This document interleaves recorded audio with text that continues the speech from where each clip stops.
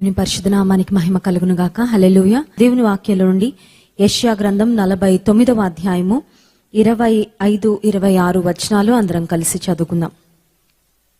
యెహోవా ఇలాగు సెలవిచ్చుచున్నాడు, బలాఢ్యులు చెరపట్టిన వారు సహితము విడిపింపబడుదురు, భీకరులు చెరపట్టిన వారు విడిపింపబడుదురు. నీతో యుద్ధము చేయువారితో నేనే యుద్ధము చేసేదను, నీ పిల్లలను నేనే రక్షించెదను. యెహోవానైన నేనే నీ రక్షకుడననియు, యాకోబు బలవంతుడు నీ విమోచకుడనియు మనుష్యులందరూ ఎరుగునట్లు నిన్ను బాధించు వారికి తమ స్వమాంసము తినిపించుదును. క్రొత్త ద్రాక్షారసము చేత మత్తులైనట్లుగా తమ రక్తము చేత వారు మత్తులగుదురు. చిన్న ప్రార్థన చేసుకుందాం. పరిశుద్ధ ప్రేమ కలిగిన తండ్రి, నీకు స్తోత్రాలు. ప్రతిదినము నీ సన్నిధి మాకు తోడుగా ఉంచి మమ్మల్ని నడిపిస్తున్నందుకు నీకు స్తోత్రాలు చెల్లించుకుంటున్నాం ప్రభా. హనోకు ఏ విధంగా నీతో నడిచాడో ఈ ఆధ్యాత్మిక ప్రయాణంలో ప్రతిరోజు నీ కొరకు సమయం కేటాయించుకొని ప్రతిరోజు మరియవలె నీ పాద సన్నిధిలో కూర్చొని అయ్యా నీ మాటలు వింటున్నా, నిన్ను ఆరాధిస్తున్నా, ప్రతి ఒక్కరిని నీ చేతులకు అప్పగిస్తున్నాను ప్రభా. నీ వాక్యపు వాగ్దానాల ద్వారా ఈ రాత్రికాల సమయంలో కూడా నీవు మాతో మాట్లాడండి, మమ్మల్ని ధైర్యపరచండి అయ్యా. నీ మెలనైన స్వరాన్ని మాకు వినిపింపచేయండి. నన్ను నీ సిలువ చాటున మరుగుపరిచి నీ నోటి బురగా వాడుకొనుమని యేసు నామమున ప్రార్థిస్తున్నాం తండ్రి, ఆమెన్. యెషయా గ్రంథం 49వ అధ్యాయంలో మనల్ని బలపరిచే వాగ్దానాలు ఎన్నో ఉన్నాయి. Isaiah, the book of Isaiah అని మినీ బైబిల్ అంటూ ఉంటారు. చాలాసార్లు మనం వింటూ ఉన్నాం. కారణం ఏంటంటే బైబిల్లో ఎలా అయితే 66 పుస్తకాలు ఉన్నాయో యెషయా గ్రంథంలో కూడా 66 అధ్యాయాలు ఉన్నాయి. యెషయా గ్రంథంలో, బైబిల్ గ్రంథంలో ఉన్న శ్రేష్టమైన వాగ్దానాల్లో అనేకమైన వాగ్దానాలు యెషయా గ్రంథంలో దేవుడు తన ప్రజలకు తన ప్రవక్త అయిన యెషయా ద్వారా అనుగ్రహించినట్లుగా మనం గమనిస్తున్నాం. ఇప్పుడు మనం చదువుకున్న 25వ వచనం ఒకసారి మనం గమనిద్దాం. యెహోవా ఇలాగు సెలవిచ్చుచున్నాడు, బలాఢ్యులు చెరపట్టిన వారు సహితము విడిపింపబడుదురు, భీకరులు చెరపట్టిన వారు విడిపింపబడుదురు. కొన్నిసార్లు మన పరిస్థితి ఎలా ఉంటుంది అంటే, నేను బంధింపబడ్డాను, ఐఎమ్ కాట్, ఐఎమ్ స్టక్. ఒక పరిస్థితిలో నేను చిక్కుకున్నాను, నాకంటే బలవంతుల చేతిలో నేను చిక్కుకున్నాను. చూడండి, సమస్యలు అందరికీ వస్తూ ఉంటాయి, కానీ సమస్య రాగానే మన మనసులో ఒక క్యాలిక్యులేషన్ నడుస్తుంది. ఆ క్యాలిక్యులేషన్ ఏంటంటే, ఈ సమస్యను అధిగమించడానికి నా దగ్గర శక్తి ఉందా, నా దగ్గర సామర్థ్యం ఉందా, నా దగ్గర బలం ఉందా, నా దగ్గర రిసోర్సెస్ ఉన్నాయా అని ఒకసారి మనం ఆలోచన చేసుకుంటాము. When we feel that the enemy is stronger, ఎవరి చేతిలో పట్టబడ్డామో, ఏ పరిస్థితిలో చిక్కుకున్నామో ఆ పరిస్థితి మన శక్తికి మించిందిగా, మన బలానికి మించిందిగా ఉన్నప్పుడు అప్పుడు నిజంగా చెప్పాలంటే భయం ప్రారంభమవుతుంది. ఆ తర్వాత అభద్రతా భావం ప్రారంభమవుతుంది. I want to give up అనే ఫీలింగ్ వస్తూ ఉంటుంది. ఫైట్ చేద్దాం అనే ధోరణి ఉండదు. ఎందుకంటే నేను ఒక బలవంతుని చేతిలో పట్టబడ్డాను, నా శక్తికి మించిన ఒక సమస్యలో చిక్కుకున్నాను. So this problem is beyond my capacity. నా శక్తికి సామర్థ్యానికి మించిన సమస్య నా జీవితంలో తలెత్తింది కనుక ఐ వాంట్ గివ్ అప్, నా శక్తి సరిపోదు, ఇంకా నేను పోరాడలేనులే అని కొన్నిసార్లు ఒక విక్టిమ్ మెంటాలిటీతో ఓటమిని అంగీకరించేద్దాము అనే పరిస్థితిలోకి వచ్చేస్తుంటాం. ఎక్కువ మంది ఒక పాయింట్ వరకు ధైర్యాన్ని కలిగి ఉండి ఒక పాయింట్ తర్వాత ఇంకా నా వల్ల కాదులే, ఐ కాంట్ ఫైట్ ఎనీమోర్, ఇంకా నేను తట్టుకోలేను, బహుశా నేను బ్రతకనేమో, బహుశా నేను మరణిస్తానేమో అని ఎవరైతే గివప్ చేశారో వారు తమ జీవితంలో మరణానికి చేరువయ్యారని. విశ్వాస జీవితంలో నీవు ఎదుర్కొనే సమస్యలు మోస్ట్ ఆఫ్ ద టైమ్స్ నీ శక్తికి మించినవిగా ఉంటాయి, కానీ అటువంటి సందర్భంలోనే దేవుని శక్తిని మనం ఆశ్రయించాలి. ఎందుకంటే మన శక్తి సరిపోతుంది అనుకున్నప్పుడు చాలాసార్లు మనం హ్యాండిల్ చేసుకోవడానికి ప్రయత్నం చేస్తాం, మన బ్యాటిల్ మనం ఫైట్ చేసుకోవడానికి ప్రయత్నం చేస్తాం. మన శక్తి సామర్థ్యాలతో, మనకున్న మరి మెలకువలతో, మనకున్న మంచి ఆలోచనతో సమస్యను అధిగమించాలని ప్రయత్నం చేస్తుంటాం. కానీ ఇక్కడ వ్రాయబడిన మాట ఏంటంటే, బలాఢ్యులు చెరపట్టిన వారు సహితము విడిపించబడుదురు. స్ట్రాంగర్ ఎనిమీ చేతిలో క్యాప్టివేట్ చేయబడినప్పుడు, బంధించబడినప్పుడు, ఈరోజు COVID-19 చెప్పాలంటే ఒక బలాఢ్యులు అన్నట్లుగానే ఉంది కదండి. బలమైన వారిని కూడా తీసుకొని వెళ్ళిపోతుంది. చాలా మంది యవనస్తులు కూడా వెళ్ళిపోతున్నారు. చాలా మంది బలవంతులు, మంచిగా ఫిజికల్ గా ఫిట్నెస్ కలిగిన వారు, ఆరోగ్యంగా ఉండేవారు, ఆరోగ్య నియమాలు పాటించేవారు, మంచిగా ఎక్సర్సైజ్ చేసేవారు కూడా కోవిడ్ చేతిలో బలైపోతున్నారని మనం గమనిస్తున్నాం. కానీ రాత్రికాల సమయంలో దేవుడు మనకిస్తున్న వాగ్దానం ఏంటంటే, బలాఢ్యుల చేతిలో చెరపట్టబడిన వారు సైతము విడిపింపబడుదురు. ఆ తర్వాత మాట, భీకరులు చెరపట్టిన వారు విడిపింపబడుదు. నువ్వు అనుకుంటున్నావేమో, ఒక భీకరమైన పోరాటంలో నేను ఉన్నాను, నాకంటే బలమైన ఒక వైరస్తో నేను పోరాడుతున్నానని, ఇంక ఇప్పుడు బ్లాక్ ఫంగస్, వైట్ ఫంగస్ అని ఇంక ఎన్ని ఫంగస్లు, ఇంకెన్ని వైరస్లు మరి పిక్చర్లోకి వస్తే అర్థం కావడం లేదు. చెప్పాలంటే ఒక డెడ్లీ పెస్టిలెన్స్ ప్రపంచంలో భయంకరమైన మరణాలకు కారణమవుతుందేమో అనిపిస్తుంది. ఒకదాని తర్వాత ఒకటి, ఒక వార్త తర్వాత ఒకటి, ఒక విషయం తర్వాత మరొక విషయం అన్నట్లుగా మనకు అనిపిస్తూ ఉన్నప్పటికీ, అయితే మనం గుర్తించాల్సింది ఏంటంటే బలాఢ్యుల చేతిలో చెరపట్టబడిన వారు సైతము విడిపించబడతారు అనే వాగ్దానాన్ని ఈ రాత్రికాల సమయంలో మనం క్లెయిమ్ చేద్దాం. కారణం ఏంటంటే ఈ వాగ్దానాన్ని ఇచ్చింది నరమాత్రుడు కాదు, ఈ వాగ్దానాన్ని ఇచ్చింది ఒక డాక్టర్ కాదండి. హాస్పిటల్ అడ్మిట్ అయినప్పుడు ఆ హాస్పిటల్లో ఉన్న బెస్ట్ డాక్టర్ మన దగ్గరకు వచ్చి, మీకేం పర్వాలేదండి, మీ వారిని క్షేమంగా మీకు అప్పగించే బాధ్యత నేను తీసుకుంటాను, వాళ్ళకి ఎన్ని ఇన్ఫెక్షన్స్ వచ్చినా, వాళ్ళ పరిస్థితి ఎంత భయంకరంగా ఉన్నా నేను చూసుకుంటాను అని ఒక ధైర్యం ఇచ్చారంటే ఇక మనం చక్కగా రిలాక్స్గా ఉంటాం, ఇంటికి వెళ్ళినా చక్కగా నిద్రపోగలం, నిశ్చింతగా ఉండగలం. ఈ రాత్రికాల సమయంలో బలాఢ్యులు చెరపట్టబడిన వారు సైతం విడిపించబడతారు అని వాగ్దానం చేసింది it is not the world famous doctor. ఎందుకంటే ఈ రోజుల్లో పరిస్థితులు గమనిస్తుంటే వరల్డ్ ఫేమస్ డాక్టర్స్ కూడా కొన్ని పరిస్థితుల్లో చేతులు ఎత్తేస్తున్నారు. వీ ట్రైడ్ ఆర్ బెస్ట్, మేము చేయాల్సిందంతా చేసాం, మేము చేయగలిగినవన్నీ చేసాము, కానీ మరి చెప్పలేం పేషెంట్ కండిషన్ ఎప్పుడు ఎలా ఉంటుందో తెలియదని ఒకవేళ డాక్టర్స్ చేతులు ఎత్తేచ్చేమో, కానీ డాక్టర్స్కు డాక్టర్గా the greatest physician of all time, కత్తులు, కత్తెరలు, అనెస్థీషియా ఏమీ లేకుండా, మెడిసిన్స్, తర్వాత పెయిన్ బామ్స్, ఆయింట్మెంట్స్ ఏమీ లేకుండా అనేక మంది వ్యాధిగ్రస్తులను స్వస్థపరిచిన, కుళ్ళిపోయిన దేహాలను సైతం సజీవులుగా లేపిన యేసుక్రీస్తు ప్రభువు, దేవాతి దేవుడు, సర్వశక్తిమంతుడు, స్వస్థపరచు యెహోవాను నేనే అని వాగ్దానం చేసిన దేవుడు ఈ రాత్రికాల సమయంలో మనకిస్తున్నాడు ఈ వాగ్దానం. అదేంటంటే ఒకవేళ నువ్వు బలాఢ్యుల చేతిలో పట్టబడ్డానని బాధపడుతున్నావా?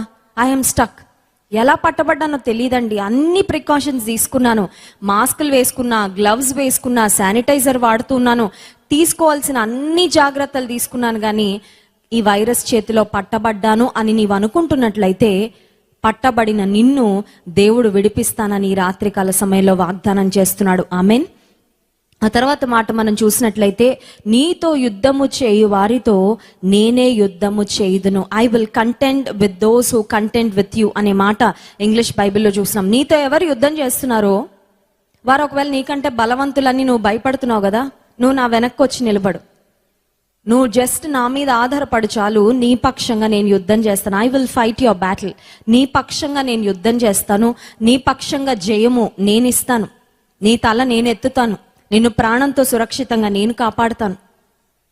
ఆనాడు గొల్యాతు ఇశ్రాయేలీయులను సవాల్ చేస్తున్నప్పుడు దేవుని పక్షంగా వెళ్ళి నిలబడ్డానికి ఒక్కరు కూడా లేరు, కానీ దావీదు ఒక్కడు నిలబడ్డాడండి. దేవుడు నా పక్షంగా ఉన్నాడు అనే కాన్ఫిడెన్స్తో దావీదు బ్యాటిల్ ఫీల్డ్లో అడుగు పెట్టగానే విజయం వచ్చింది. ఈ రాత్రికాల సమయంలో కూడా నీవున్న పరిస్థితుల్లో బహుశా చాలా డిప్రెసింగ్గా నీకు అనిపించవచ్చు. ఒకవేళ నీ మానసిక స్థితి చాలా డౌన్ ఉండొచ్చు, ఎందుకు ఈ స్థితి నాకు వచ్చిందని. కానీ దేవుడు నీకు వాగ్దానం చేస్తున్నాడు, నువ్వు యుద్ధ భూమిలోనే ఉన్నావు, దట్స్ రైట్, నువ్వు యుద్ధం చేస్తున్నావు, కరెక్టే. నీకు ఎదురుగా ఉన్న శత్రువు చాలా భీకరమైన శత్రువుగా, చాలా బీపత్సంగా నీకు కనిపిస్తున్నాడు, కరెక్టే. అయితే నీ పక్షంగా నేను యుద్ధము చేస్తాను, నీతో యుద్ధము చేయు వారితో నేను యుద్ధము చేయుదును. కొన్నిసార్లు యుద్ధం అంతా మనమే చేస్తున్నాం అనుకున్నప్పుడు టెన్షన్ ఉంటుందండి. యుద్ధం అంతా నేనే చేసేస్తున్నాను అనుకున్నప్పుడు మనం రెస్ట్లెస్గా ఫీల్ అవుతాము, ఇన్సెక్యూర్గా ఫీల్ అవుతాము, ఇన్యాడిక్వేట్గా ఫీల్ అవుతాము. నా శక్తి సరిపోదు, నా దగ్గర ఉన్న ఆయుధాలు సరిపోవు, నాలో ఉన్న ఇమ్యూనిటీ సరిపోదు, నాలో ఉన్న మానసిక ధైర్యం సరిపోదని ఇలాంటి ఆలోచనలు వస్తాయేమో. కానీ దేవుడు నీ పక్షంగా యుద్ధం చేస్తున్నాడని నువ్వు గుర్తుపెట్టుకుంటే you can be sure about victory and you can definitely be confident and bold. ధైర్యంగా యుద్ధ భూమిలో, యుద్ధ రంగంలో నీవు నిలవబడగలవు. ఆ తర్వాత ఆఖరు మాట చూడండి, నీ పిల్లలను నేనే రక్షించేదను. ఈ రాత్రికాల సమయంలో ఎంతమంది కుటుంబాలలో చిన్న పిల్లలు, పసిబిడ్డలు, చంటి పిల్లలు, లేక మరి ఆయా ఏజ్ గ్రూప్స్లో మేబీ టీనేజర్స్ పిల్లలు ఏ కుటుంబాల్లో ఉన్నారో వారందరూ ఈ వాగ్దానాన్ని మనం క్లెయిమ్ చేద్దాం. ఎందుకంటే గవర్నమెంట్ థర్డ్ వేవ్ రాబోతుంది అని చెప్తున్నారు, కొన్ని దేశాల్లో ఆల్రెడీ స్టార్ట్ అయిందని చెప్తున్నారు. And it's going to affect children అని చెప్తున్నారు. పిల్లల్ని అఫెక్ట్ చేయబోతుందని ఒకవేళ గవర్నమెంట్ ఎన్నన్నా చెప్పచ్చు, ఒకవేళ వచ్చిన తర్వాత మేబీ పిల్లలు ఎఫెక్ట్ అవ్వచ్చు. కానీ భారతదేశానికి ఇంకా థర్డ్ వేవ్ హిట్ అవ్వకముందే దేవుడు మనకు ఒక వాగ్దానం ఇస్తున్నాడు. ఆ వాగ్దానం ఏంటంటే, నీ పిల్లలను నేనే రక్షించెదను. హల్లెలూయా. ఈ రాత్రికాల సమయంలో ఈ వాగ్దానాన్ని మనం క్లెయిమ్ చేద్దాం. ప్రభువా, నాకున్న పిల్లలు నేను రక్షిస్తానని, నేను కాపాడుతానని అనైతే నేను అనుకోవడం లేదు. ఎందుకంటే మనందరం ఎన్ని ప్రికాషన్స్ తీసుకున్నా కోవిడ్ ఇప్పటి వరకు ఎఫెక్ట్ అయిన వాళ్ళకి ఆల్రెడీ ఎఫెక్ట్ అయిపోయింది. కొన్నిసార్లు మనకే అర్థం కాదు ఎటు నుంచి వచ్చింది, అసలు ఎలా ఎఫెక్ట్ అయింది, నేను ఇన్ని జాగ్రత్తలు తీసుకుంటే మా ఇంట్లోకి ఎలా ప్రవేశించింది, మా ఇంట్లో పెద్దవాళ్ళని ఎలా ఎఫెక్ట్ చేసింది, వాళ్ళు అసలు ఇంట్లోంచి బయటికే వెళ్ళలేదే అని మనం ఆశ్చర్యపోతూ ఉన్నాం జరుగుతున్న పరిస్థితులను చూస్తున్నప్పుడు. అయితే ఈ రాత్రికాల సమయంలో ఒకవేళ నీ పిల్లల కోసం నువ్వు ఆందోళన పడుతున్నావేమో. చూడండి, తల్లిదండ్రుల ప్రాణం చాలాసార్లు పిల్లల్లో ఉంటుంది. మనకేమన్నా అయితే ఒకవేళ తట్టుకోగలం, కానీ పిల్లలు సఫర్ అవుతుంటే, పిల్లలు బాధపడుతుంటే, పిల్లలు వ్యాధితో ఉంటే నిజంగా తల్లిదండ్రుల మనసు తల్లడిల్లిపోతుంది. చాలా బాధపడిపోతాం. వారు సఫర్ అవుతుంటే తల్లిదండ్రులు తట్టుకోలేరు. ఈ రాత్రికాల సమయంలో ఒకవేళ నీ పిల్లల గురించి నువ్వు ఆందోళన చెందుతున్నావేమో, instead of spending time worrying for your children, instead of spending time feeling stressed about your children safety and protection, start praying for your children and start claiming God's promises over your children. అమ్మో ఏమైపోద్ది నా పిల్లలకి, అమ్మో నా పిల్లలు నేను ఎలా కాపాడుకోవాలి, నా పిల్లల్ని ఎలా భద్రపరచుకోవాలి అని జరగబోయే కీడు ఒకవేళ నువ్వు ఊహించుకొని భయపడిపోతూ నువ్వు స్ట్రెస్గా ఫీల్ అవుతున్నట్లయితే, ఈ రాత్రికాల సమయంలో వరి అవుతూ స్ట్రెస్ ఫీల్ అవుతూ నీ సమయాన్ని వ్యర్థం చేసుకోవడం కంటే, ప్రియమైన తల్లి, ప్రియమైన తండ్రి, దేవుని సన్నిధిలో నీ బిడ్డల కొరకు ప్రార్థన చేస్తూ, దేవుని వాగ్దానాన్ని ఎత్తి పడుతూ, దేవుని సన్నిధిలో నువ్వు ఆయన కాపుదల కొరకు వేడుకో. యుఎస్కు ఫస్ట్ టైం నేను ప్రయాణం చేసినప్పుడు ఆల్మోస్ట్ 5 ఫ్లైట్స్ నేను మారి వెళ్ళడం జరిగిందండి నా డెస్టినేషన్కు. నా డెస్టినేషన్ సిటీకి వెళ్ళడానికి ఐ ఫ్లూ త్రూ స్విట్జర్లాండ్ అనమాట. స్విస్ ఎయిర్పోర్ట్ మీద నుంచి అలా తిరుగుకుంటా వెళ్ళాను 5 flights. It was a very long journey. అయితే నేను వెళ్తున్న ఫ్లైట్లో, స్విస్ ఎయిర్వేస్ అనే ఫ్లైట్లో నేను ఫస్ట్ టైం ట్రావెల్ చేయడం జరిగింది. సో స్విస్ ఎయిర్వేస్ అనే ఫ్లైట్లో వెళ్తున్నప్పుడు అక్కడ ముందు ఒక చిన్న మానిటర్ ఉంటుంది. ఆ మానిటర్లో కింద మనం ఆకాశంలో ఎగురుతుంటే మన కింద ఏ దేశాలు ఉన్నాయి, కింద ఏ పరిస్థితులు ఉన్నాయి అనేది ఆ స్క్రీన్లో చూపిస్తూ ఉంటుంది. ఆ స్క్రీన్లో ఏం చూపిస్తున్నారంటే, నీ కింద ఒక ఓషన్ ఉంది అని, ఆ ఓషన్ మీద ఈ ఫ్లైట్ కొన్ని గంటలు ప్రయాణం చేయబోతుందని అది చూపిస్తూ ఉన్నారనమాట. ఎప్పుడైతే అది చూస్తున్నానో సడన్గా ఒక ఆలోచన వచ్చింది. ఆలోచన ఏంటంటే, ఇప్పుడు నా ఫ్లైట్ ఒక మహాసముద్రం మీద ప్రయాణం చేస్తూ ఉంది. వాట్ ఇఫ్, చెప్పాను కదండి కొన్నిసార్లు విశ్వాసంలో బలహీనంగా ఉన్నప్పుడు మనలో వచ్చే ఒక ఆలోచన, వాట్ ఇఫ్, అమ్మో ఇలా అయితేనో అనే ఒక ఆలోచన. సో అప్పుడు నాకు వచ్చిన ఒక ఆలోచన ఏంటంటే, ఇప్పుడు సడన్ గా ఈ ఫ్లైట్ ఆ సముద్రంలో పడిందంటే ఏంటి పరిస్థితి అని ఒక ఆలోచన, వాట్ ఇఫ్ అనే ఒక థాట్ వచ్చింది. మళ్ళీ వెంటనే దేవుడు మళ్ళీ విశ్వాసాన్ని నింపి ధైర్యం ఇచ్చి, ఏమి కానివ్వడు, నా ఫ్లైట్ను సురక్షితంగా డెస్టినేషన్కు నా ప్రభువు చేరుస్తాడని అభద్రతా భావం కానీ భయం కానీ వచ్చినప్పుడు నా ప్రక్కన ఎవరు ఇండియన్స్ లేరు, ఎవరు కలీగ్స్ లేరు నా ఫియర్ని కానీ లేకపోతే నా లోపల ఉన్న ఆలోచనలను షేర్ చేసుకోవడానికి. ఇంటికి ఫోన్ చేసి మాట్లాడే పరిస్థితి లేదు. అయితే ఆ సమయంలో దేవునికి అప్పచెప్పుకున్న, ప్రభా ఈ ప్రయాణంలో నీవే నాకు కావాల్సిన భద్రత అనుగ్రహించు, సేఫ్గా నన్ను గమ్యస్థానానికి చేర్చు ప్రభా అని ప్రార్థన చేసుకోగానే మళ్ళీ ఆ మనసులో వచ్చిన ఆలోచన ఏదైతే ఉందో, ఆ ఫియర్ ఏదైతే ఉందో, వెంటనే దట్ ఫియర్ వాజ్ లిఫ్టెడ్ అవే. ఎందుకు ఈ మాటలు చెప్తున్నానంటే, ఒకవేళ నువ్వు నీ పిల్లల కొరకు భయపడుతున్నావేమో, నీ పిల్లల కొరకు ఆందోళన చెందుతున్నావేమో, ఈ రాత్రికాల సమయంలో దేవుడు ఇస్తున్నాడు వాగ్దానము.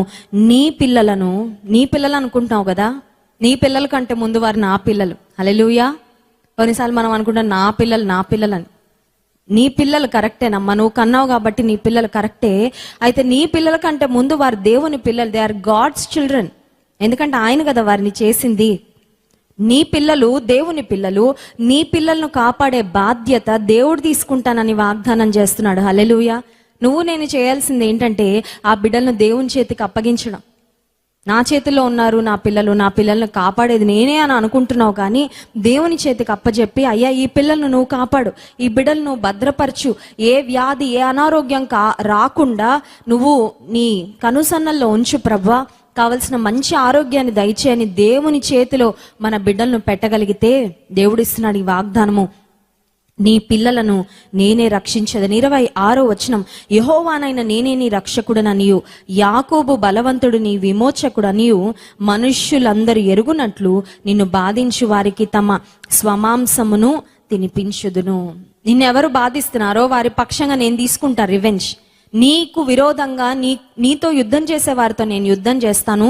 నీ పక్షంగా నిన్ను విమోచించడానికి నేను ఉన్నానని నీ చుట్టూ ఉన్న వారు ఎరుగునట్లుగా నీ జీవితంలో కార్యం చేస్తాను. హల్లెలూయా. రహస్య జీవితంలో దేవుని సన్నిధిలో నువ్వు చేస్తున్న మోకాళ్ళ ప్రార్థన, నీవు చేస్తున్న కన్నీటి ప్రార్థన, రాత్రి జాముల్లో మోకరించి నీ కుటుంబం కొరకు, నీ బిడ్డల కొరకు నువ్వు కారుస్తున్న కన్నీరు మనుషులందరూ చూసే విధంగా దేవుడు నీ జీవితంలో అద్భుతాలు చేయడానికి దోహదపడుతుంది. Hallelujah. Your private spiritual life actually reflects in your public life.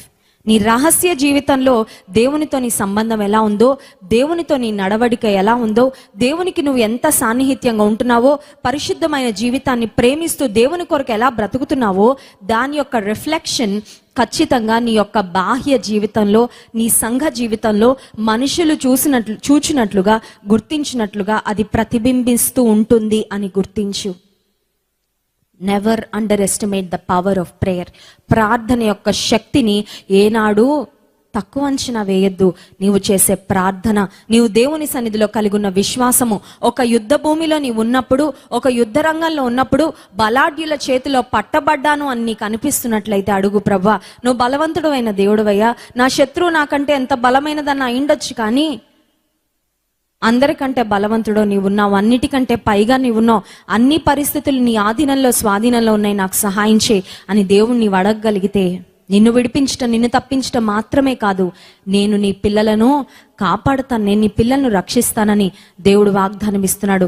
దేవుని వాగ్దానము మన కుటుంబాల్లో క్లెయిమ్ చేద్దాం. దేవుని వాగ్దానాలు మన వ్యక్తిగత జీవితాల్లో, మన కుటుంబాల్లో నెరవేరును గాక. ఆమేన్. చిన్న ప్రార్థన చేసుకుందాం. పరిశుద్ధ ప్రేమ కలిగిన తండ్రి, నీకు స్తోత్రాలు. ఈ రాత్రికాల సమయంలో నీ వాక్యం ద్వారా మీరు మాతో మాట్లాడినందుకు వందనాలయ్యా. బిడ్డలందరినీ నీవే కాపాడండి, సంరక్షించండి, నీ భద్రత దయచేయండి, నీ దివ్య వాగ్దానాలు మా కుటుంబాల్లో నెరవేర్చండి. యేసు నామమున ప్రార్థిస్తున్నాం తండ్రి, ఆమేన్. దేవుని స్తుతించి ఆరాధించుకుందాం. ఇది ప్రభువును స్తుతించే సమయం. స్తుతి చేయడానికి విశ్వాసం ఎప్పుడు ముందుండాలండి. హల్లెలూయా. ఎందుకంటే పరలోక రాజ్యంలో ప్రసంగాలు ఉండవు, ప్రార్థనలు ఉండవు, తర్వాత పరిచర్య ఉండదు, ఏమి ఉండదు. పరలోక రాజ్యంలో ఉండబోయేదే స్తుతి. సో విశ్వాసలంగా మనందరం స్తుతి చేయడం నేర్చుకోవాలి. స్తుతి చేయుట యథార్థవంతులకు శోభస్కరము అనే మాట, it is fitting for the upright to praise God అనే మాట వాక్యంలో మనం చూస్తున్నాం. సంతోష హృదయాలతో, ఉత్సాహంతో దేవుని స్తుతించి ఆరాధించాలి.